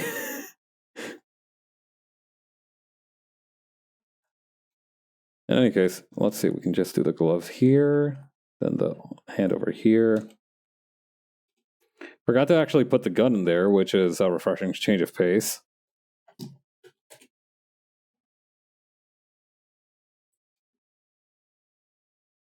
Okay, move this. Actually, no, we need to put it on the same thing. Here we go.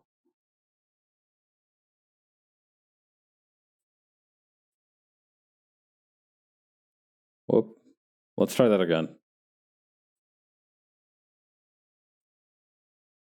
Oh yeah, no, this thing is like way far away.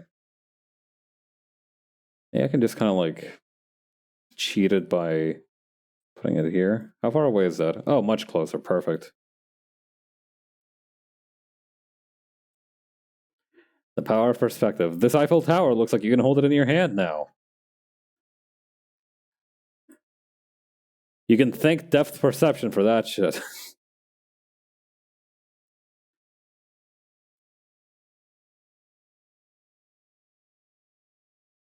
There we go.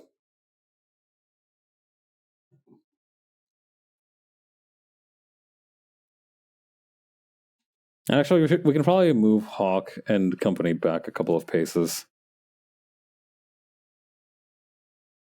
This guy can go back here. And a Hawk can move a little bit further back.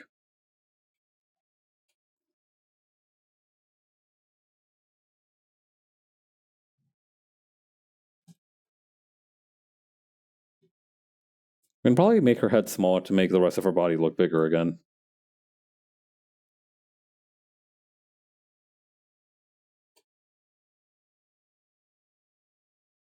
Tiny little skull.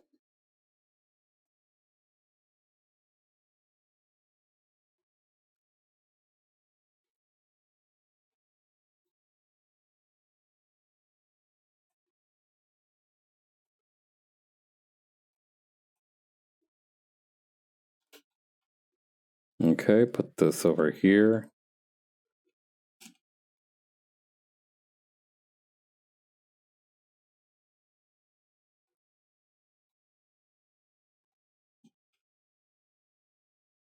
You know, I heard that like you're supposed to have like on at least one of your sword hands. When you're holding a sword, you're supposed to have like one of your hands a little bit more loosey than the other one. I wonder if it's the same thing for guns. Like, are you supposed to have like if you're like teacup gripping a gun like this, are you supposed to have one hand be a little bit looser, or Like, how loose do you want your hand? Like, I know you want a steady hand, but like, do you want it to be like tense kind of steady or like loose kind of steady?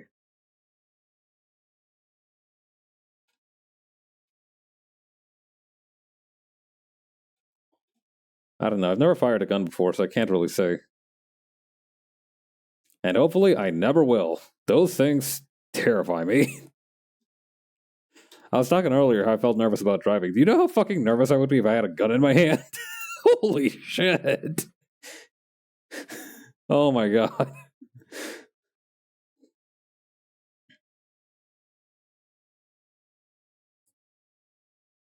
Let's see, put this over here, and then there we go.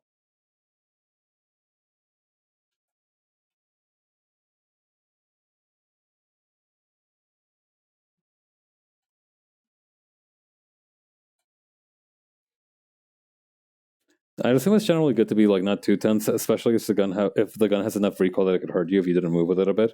That's true.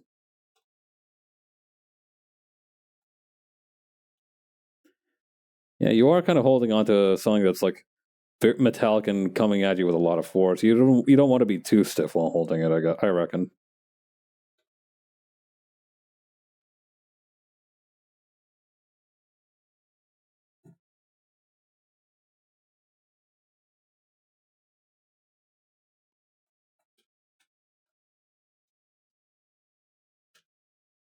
Let's see. Okay, wait. I remember now. Hang on. It's not like. Wait, is it like this? How do I have it in the other pages? I think I might have messed up the shape of the gun here. Let me take a look at page 7. Which parts do we actually see her gun? Okay, we don't actually see her gun at all on page 7, which is funny. Okay, yeah, no, I give it like the forward-facing thing here. Wait, then for page... What the fuck? Wait, which page is this? Page 6. Alright, we're gonna do a real quick retcon here. Because evidently I've forgotten what shape the character's gun has.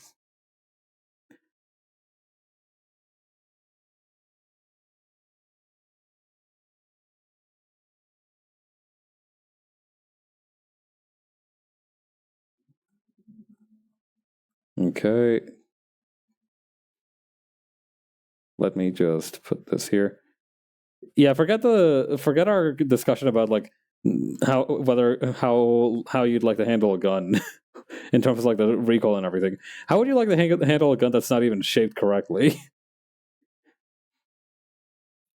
Imagine you go to the shooting range for the first time in your life, and they hand you a Glock that's shaped like a T shape. Oh my god.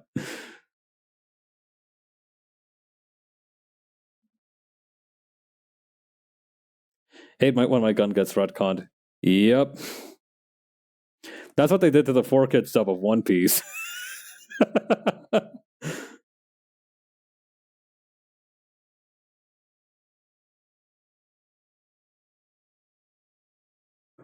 Let's see. Is this my card? Here we go. Wait, what the hell? This one's already on Darken. Oh, it's... Okay, I see. Hang on. There we go. Okay, that was an easy enough fix, thankfully. I don't think the front part of the gun appears anywhere else here.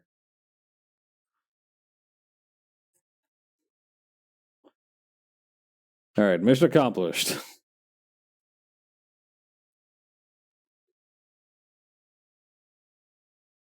Let's get the hay out of here.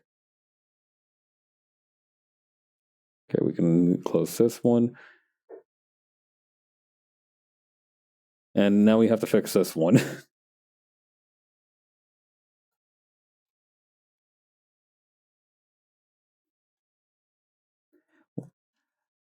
Madagascar, I think it's debatable the kind of, what do you call, cultural impact that the Madagascar series of movies had. But now, whenever I say mission accomplished, I always think of those like little penguins high fiving.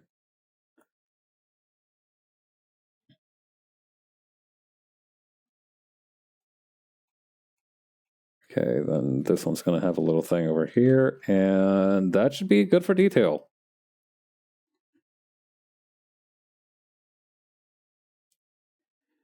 Yeah, I couldn't think of exactly one other cultural impact that that thing has, and it's that picture of the giraffe asking an inappropriate question.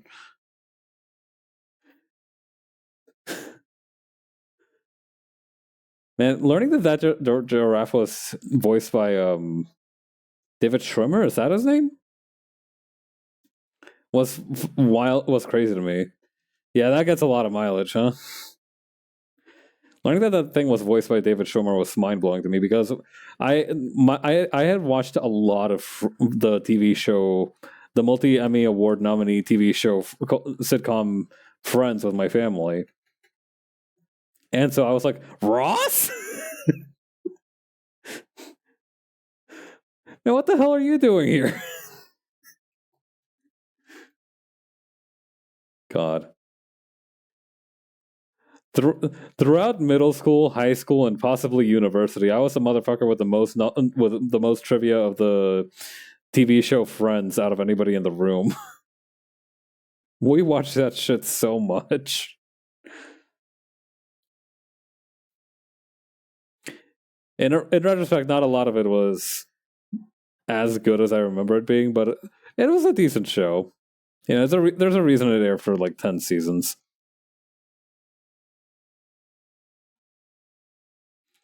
God, I remember there was a period in my life when I was like binge watching seasons of How I Met Your Mother. It's crazy that that show apparently had such an awful finale that its longest lasting effect on culture was a 5 or 6 year period where every jackass on the internet wanted to be Barney.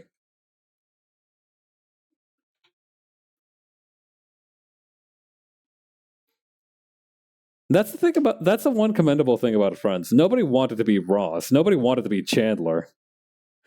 I guess some people wanted to be Joey, but I don't know about that. Personally, I wanted to be like Phoebe, but like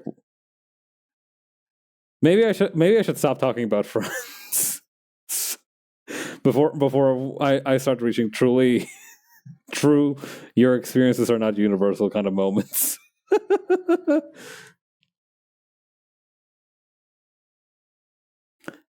God, Phoebe would have fucking killed it as a VTuber.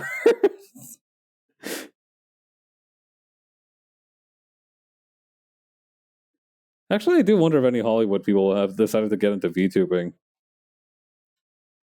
Like, is there somebody who's like started in a Die Hard film that we don't know about, who's like got a funny anime avatar and is talking shit over a game of Valorant? There could be, for all we know.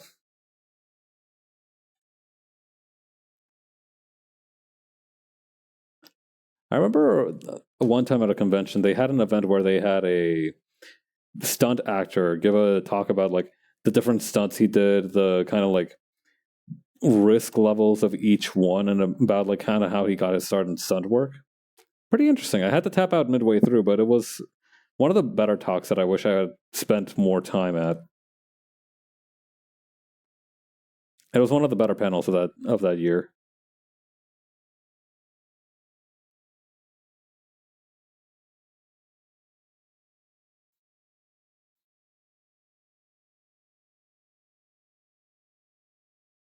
Okay. I wonder what it's going to be like this year.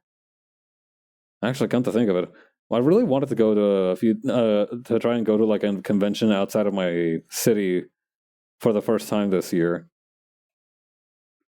Now that I have some sweet new travel documentation, I should start getting started on research for that because I feel like I have to. At my workplace, they gave us a deadline for like when we can submit vacation requests up to September, and I'll need to start hustling if I want to make that deadline with everything I want.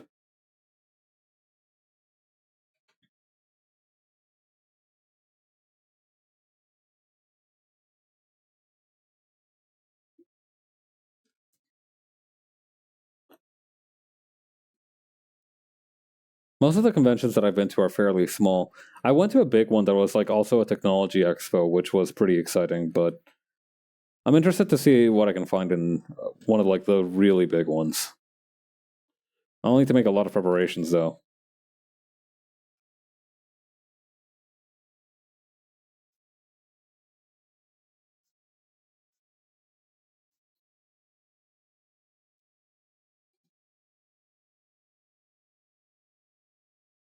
Okay, put this here.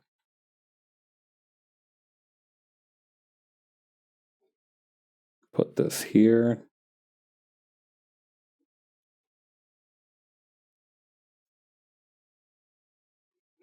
Actually, that might not be a bad idea. I might have to ask around for people who have advice for going to out-of-town conventions. Hell, I might even know somebody who's going to that convention too. That'd be kind of cool.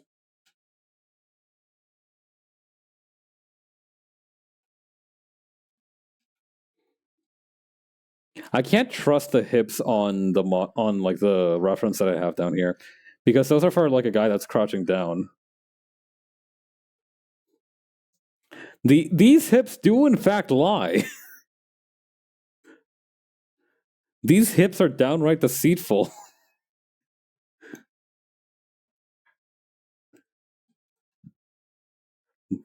These hips have charlatan natures. The untrustworthy hips.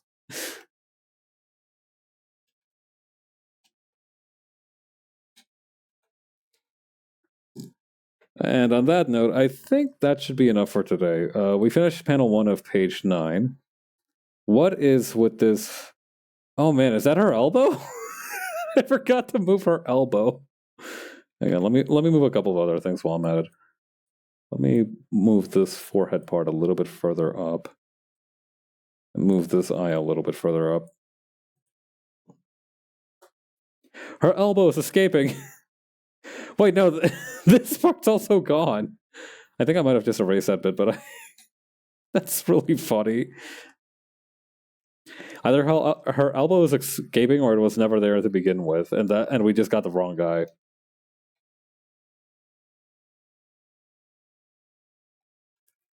Lovely. All right. Who all is streaming today?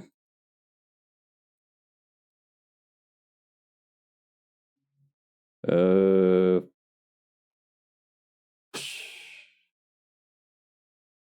I think I'm going to end it here for today. All right, I'll be back on Saturday with some more Yakuza 0. Thank you all for coming by. I really appreciate it. It was great talking to you. And I will see you all later. Bye.